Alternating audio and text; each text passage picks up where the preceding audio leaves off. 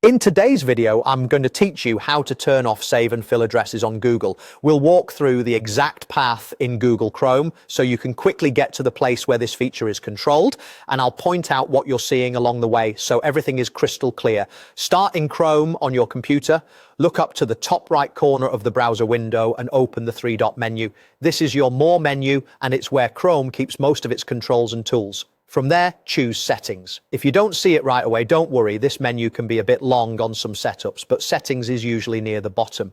Once the Settings page opens, look for Autofill and Passwords. This section is dedicated to anything Chrome can help you automatically complete, like passwords, payment methods, and your contact details. Click it to open the Autofill hub.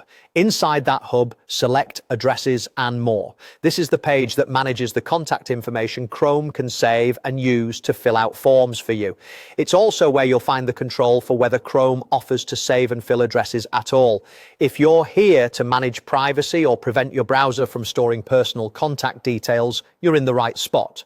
While we're here, let's look at how entries are added, since keeping this list accurate is part of staying in control. Click Add.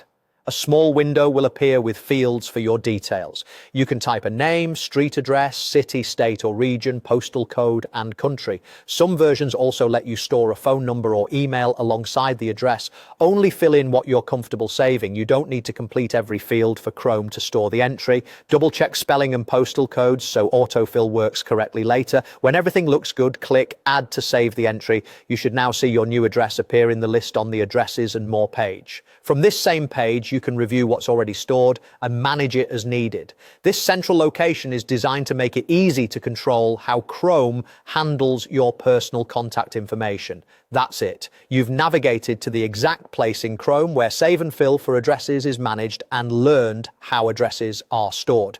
If you're using a shared or work computer, it's a good idea to regularly review this section to keep only what you need.